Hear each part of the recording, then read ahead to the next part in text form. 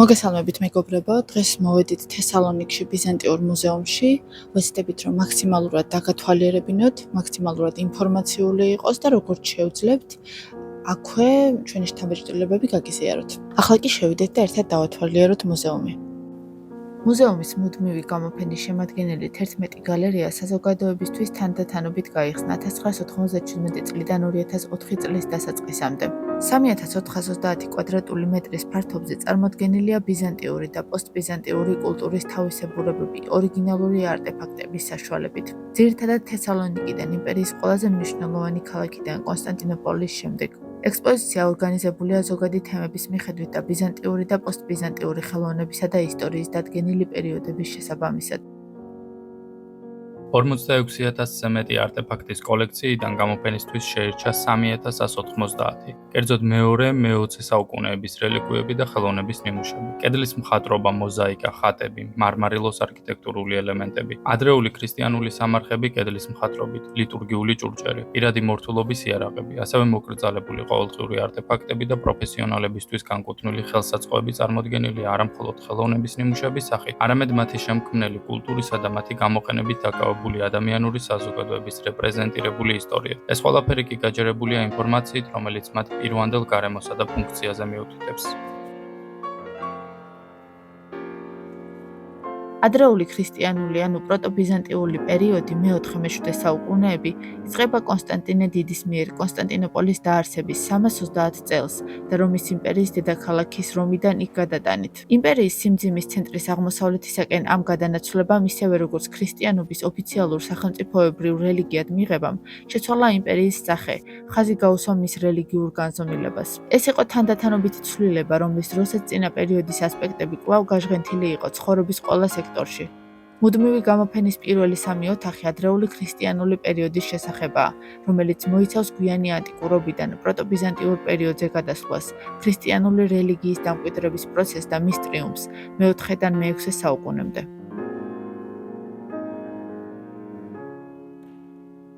მუზეუმში არის რამდენიმე სექცია. ჯამში არის 11 სექცია წარმოდგენილი. 11-ვე სექციაში არის სხვადასხვა ეპოქის და სხვადასხვა პერიოდის ბიზანტიური კულტურის ექსპონატები, ასე ვთქვათ.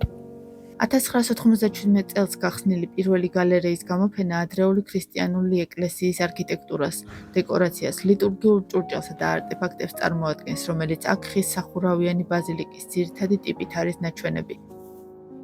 ხედავთ ძვლისგან დამზადებულ კოლზებს და დანებს, რომელიც როგორც ვკითხულობთ ეკუთვნის მე-3-მე-7 საუკუნეებს.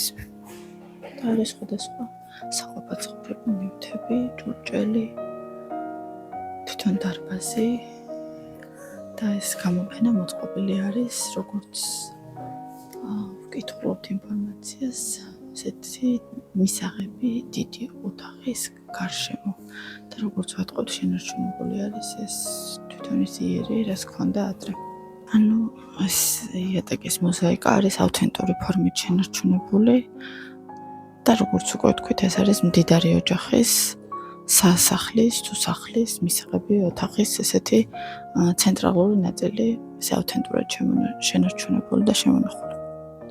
ადრეული ქრისტიანობის პერიოდში ქალაქების ცხოვრება და ზოგადი იერსახე რომაული პერიოდისაგან დიდად არ განსხვავდებოდა. თუმცა ქრისტიანობის უფრო მტკიცედ დამკვიდრებასთან ერთად ეკლესიებისა და მათ გარშემო არსებული შენობების მშენებლობამ შექმნა დიდი კომპლექსები, რამაც შეცვალა ქალაქების განლაგება და იერსახე. გამოფენის მეორე გალერეა, რომელიც 1998 წელს გაიხსნა, ტრიკლინიუმის, ანუ თესალონიკში მდიდარი სახლის მისაღები დარბაზის გარშემოა ორგანიზებული.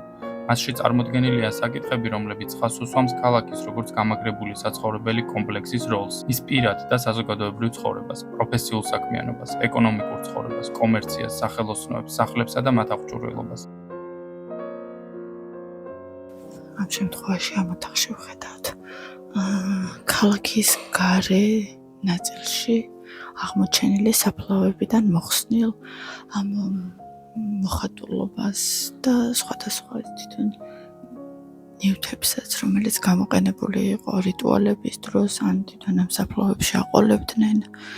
არის გამოფენილი აქ ჭურჭელი, სამკაულები და სხვადასხვა ნივთები, რომლებიც უშუალოდ დაკრძალვასთან, გარდაცვალებასთან და ამ კონკრეტულ რიტუალთან აკავშირში. მესამე გალერეის გამოფენა, რომელიც 1997 წელს გაიხსნა ევროპის სამეცნიერო ფონდის კვლევითი პროგრამის რომაული სამყაროს ტრანსფორმაცია 400-დან 900 წლებამდე კონტექსტში ევროკავშირის მხარდაჭერით განხორციელდა. აქ მოცემული ექსპოზიცია ეკუთვნის მესამე, მეოთხე, მეხუთე, მეექვსე საუკუნემდე პერიოდებს. გამოფენაზე წარმოდგენილია ქალაქის კედლების გარეთ მდებარე სასაფლაოებზე არსებული სამარხების ტიპოლოგია, დაკრძალვის წარწერები, გარდაცვლილთან ერთად სამარხში მყოფი ნივთები და მიცვალებულთა თაყვანისცემისთვის განკუთვნილი სხვა არტეფაქტები. როგორც ჩვენთვის ცნობილია, სიუჟეტები ასახავს დაკრძალვის მომენტებს, გარდაცვალების შემდეგ, სიცოცხლეს და ასე შემდეგ. იქიდან გამომდინარე, რომ საკმაოდ ძველია ეს ყველაფერი. მე პირადად ცოტა მიჭირს რა ვქვა, მკვეთრად რა სიუჟეტებია გამოსახული. გამოფენას ავსებს უაღრესად იშვიათი და უნიკალური დაკრძალვის ნახატების სერია. ეს ნამუშევრები განსაკუთრებულად ასახავს გვიანანტიკურ ეპოქაში სიკვდილის შემდგომი ცხოვრების კონცეფციიდან მატერიალური კეთილდღეობის ეციურ ადგილად გადასვლას, ასევე ანტიკური პერიოდის დაკრძალვის წესჩვეულებებიდან და დეკორაციებიდან გადასვლას, რომლებიც დღემდე შემორჩენილია ჯვრის საბოლოო ტრიუმფამდე ახალი რელიგიის გაჩენით და უკანასკნელი განკითხვისა და მკვეთრეთი აღდგომის რწმენის დამკვიდრებით. მუზეუმის ეს ოთახი უშუალოდ ასახავს მე-12 საუკუნის პერიოდებს. 2000 წელს გახსნილი მეოთხე გალერეა ასახავს მე-12 საუკუნეებს შორის ქრონომეტრაჟს.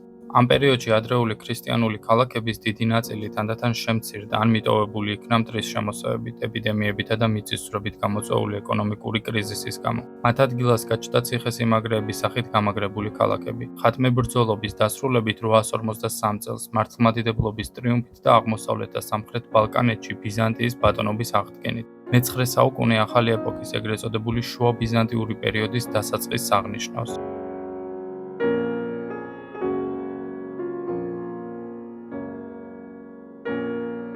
ამ კონკრეტულ საგამოფენო ოთახში არქეოლოგიური მასალა, კედლის პანელები ასახავს კომენტარს და კომენტარს უკეთებს ისეთი თემებს, როგორც ხატმებრძოლეობა, არქიტექტურა, შუა ბიზანტიური ეკლესიის მხატვრობა, ქანდაკება, მონაზვნობა ასევე. ამ ეპოქას ახასიათებს წერილებისა და ხელოვნების აღორძინება, ბერძნული განათლება, ბიზანტიური ჰუმანიზმი და ბიზანტიის ეკუმენური იდეა, რომელსაც იმ დროს გადამწყვეტი კულტურული და პოლიტიკური გავლენა ჰქონდა იმ დროისთვის ცნობილ სამყაროზე და განსაკუთრებით ბალკანეთზე. გამოფენაზე არქეოლოგიური მასალა, ეტიკეტები და კედლის პანელები ასახავს და მკაფიოდ წარმოაჩენს ისეთ თემებს, როგორებიცაა ხატმებრძოლობა, არქიტექტურა, ეკლესიების ახალი არქიტექტურული ტიპები, კერძოდ 8 კუთხა და განსაკუთრებით ჯვარედინი კვადრატული გეგმა, რომელიც გამოხატავს ახალ თეოლოგიას იკონოგრაფიული პროგრამის დამკვიდრებით.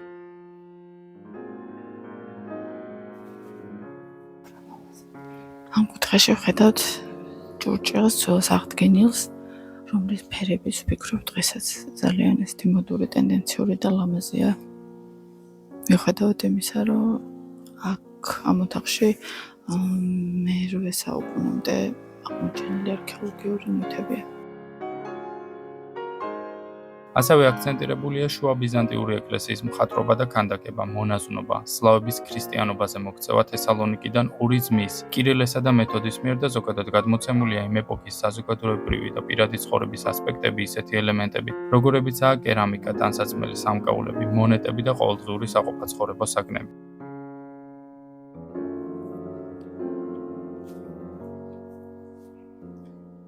$2000 წლის 10 ნოემბერს გახსნილი გალერეა წარმოადგენს ბიზანტიურ დინასტიებს ჰერაკლეს დროიდან 1453 წელს კონსტანტინოპოლის დაცემამდე, გენეალოგიის, მონეტების, საგანძურის და ბეჭდების გამოყენებით, ეტიკეტებისა და კედლის პანელების მეშვეობით.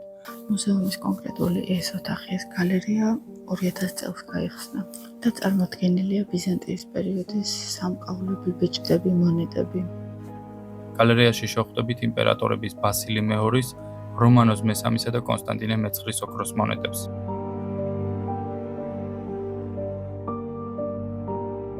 ციხესიმაგრეები გამაგრებული დასახლებები იყო, სადაც ქალაქის ძირითადი ფუნქციები იყო კონცენტრირებული. ისინი მთის უღელტეხილებზე მაკონტროლებელ ძირითად ადგილებში იყო აშენებული და ომის დროს მაცხოვრებლებსა და მიმდებარე ტერიტორიის მოსახლეობას უსაფრთხო ადგილს თავაზობდა. შეზღუდული სივრცე და რელიეფის მორფოლოგია განსაზღვრდა ციხესიმაგრეების ქალაქგეგმარებას და სახლების არქიტექტურაში შეტანილ ცვლილებებს.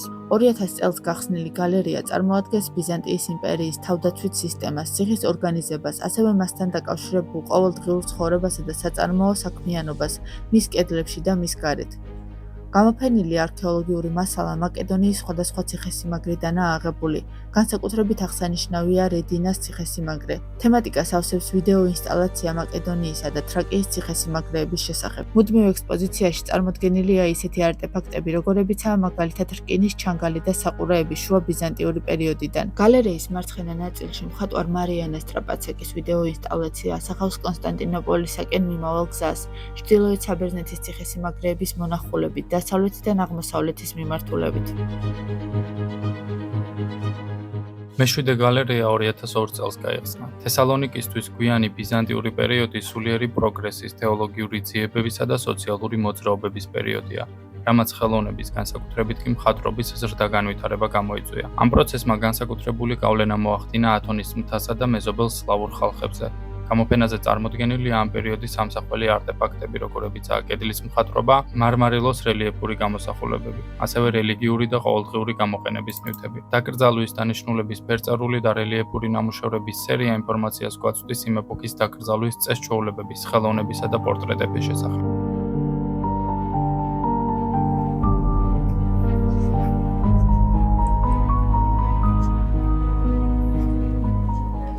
ამ კონკრეტულ გალერეაში უკვე ხედავთ რელიგიურ გამოსახულებებს, წმინდანებს.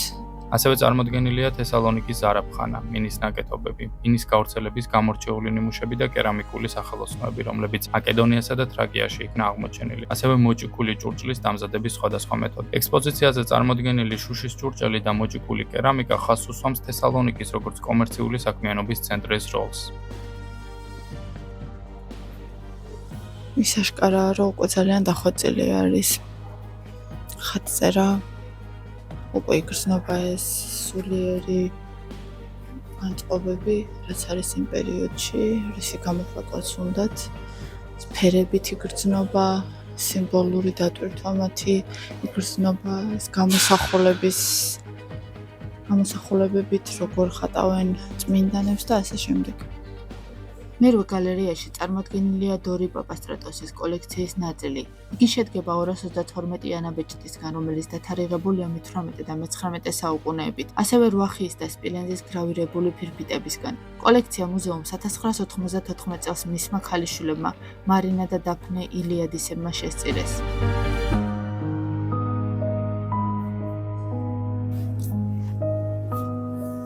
როგორც ყველა ოთახში აქაც, რა თქმა უნდა, ეს კერამიკული ნივთები, ჭურჭელი, რაც ძალიან დამახასიათებელი და ესეთი სიმბოლური არის, იმიტომ რომ ძალიან დიდი რაოდენობითაა ამაზე ისიც მეტყოლებს, რომ ბერძნული საბერძნეთში მუზეუმში, ნებისმიერი ტიპის მუზეუმში ძალიან დიდი რაოდენობითაა გამოფენილი ჭურჭელი.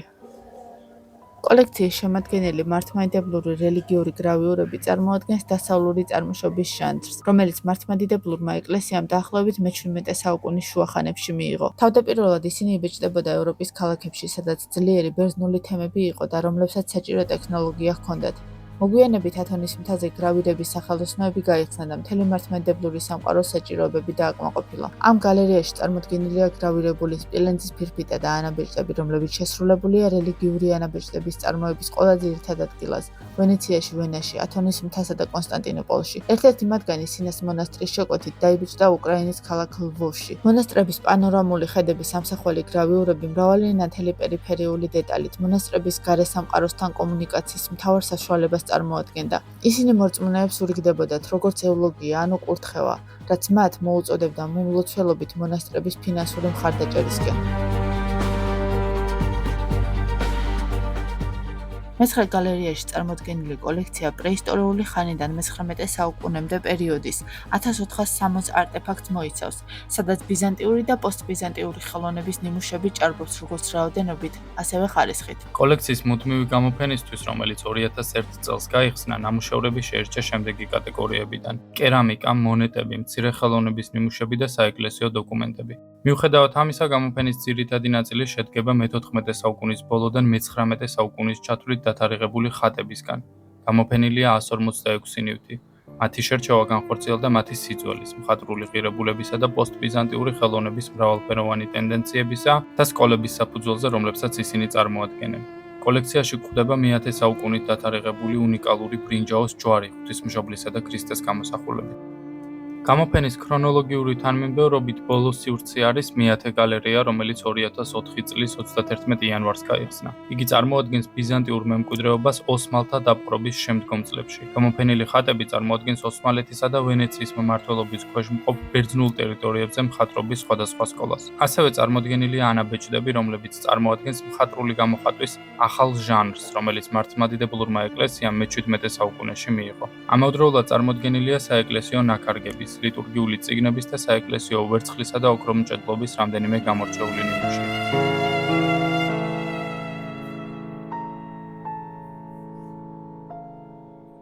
გალერეაში წარმოდგენილია ღვთისმშობლის გალაქტოტროპუსას ხატი, შექმნილი 1784 წელს გალაციანელთა ხატმწერთა წინამძღოლის, ბერი მაკარიოსის მიერ. გარდა ამისა, ვხედავთ კრეტული სკოლის გამოჩენილი მხატვრის, თეოდოროს პულაკისის მიერ დაახლოებით 1677-82 წლებში დახატული პეტეფრისის სამსჯავროს. ესაა ნამუშევართა სერია, რომელთაგან 4 წარმოდგენილია მუზეუმში. კომპოზიცია ასახავს ძველი აღთქმიდან იოსების ისტორიის სიუჟეტს. ბოლო გალერეა მუდმივი გამოფენის ერთგვარი ეპილოგია. არქეოლოგიური მასალისა და ციფრული მედიის გამოყენებით იგი ასახავს უძველესი ნივთის გზას აღმოჩენიდან მუზეუმამდე. ამ ოთახში ასევე წარმოდგენილია მუზეუმების ისტორია, 2 სენსორული ეკრანის მქონე კომპიუტერის გამოყენებით. გარდა ამისა, ნაჩვენებია მოკლემეტრაჟიანი ფილმის სახელწოდებით ბიზანტიური კულტურის მუზეუმი, პეიზაჟი და მოგონებები, რომელიც წარმოადგენს იმ ტერიტორიის ისტორიას, სადაც მუზეუმი აშენდა. შესასვლელი დარბაზის დატოვების შემდეგ ვიზიტორი გადის შიდა ბილიკს, რომელიც სპირალურად ზევით მიემართება და საწყის წერტილამდე კიბეზე ჩამოსვლით მთავრდება. ეს ბილიკი აერთიანებს საგამოფენო გალერეებს, რაც ვიზიტორს აძლევს საშუალებას ეწვიოს კონკრეტულ საგამოფენო გალერეას ყველა სხვა გალერეის გავლის გარეშე. მუზეუმის შესასვლელ დარბაზში შესვლისას ან გასვლისას ვიზიტორს შეუძლია გამოიყენოს სპეციალურად შექმნილი ციფრული აპლიკაცია, რათა მიიღოს ინფორმაცია ბიზანტიის ყოველდღიური ცხოვრების მრავალფეროვანი ასპექტების შესახებ. ის შეიქმნა ბიზანტიური და ბიზანტიური ძეგლების ევროპული ცენტრის მიერ და იდეალურად შეესაბამება მუზეუმის გამოფენის დიზაინსა და საგანმანათლებლო ხასიათს. დავასრულეთ ბიზანტიური მუზეუმის დათვალიერება სალონიკში. იმედია მოგეწონათ ვიდეო, იმედია ინფორმაციული იყო, საინტერესო იყო თქვენთვის. იქიდან გამომდინარე, რომ მუზეუმში არის სიმშვიდე, ძალიან სიჩუმე არის და ხალხის ჩურჩულიც კი ძალიან ხმამაღლად ისმის, ეტიკეტის და ცოტა მორიდებულობის გამო გვიჭირდა, რომ ცოტა ხმამაღლა გადმოგვეცა ჩვენი აზრი. აქედან გამომდინარე, იმედია თქვენთვის კომფორტული იყო ყურება. იმედია მოგეწონათ ვიდეო, თქვენი შთაბეჭდილებები კი კომენტარებში დაგვიწერეთ და არხის განვითარების მიზნით გამოგვიწერეთ.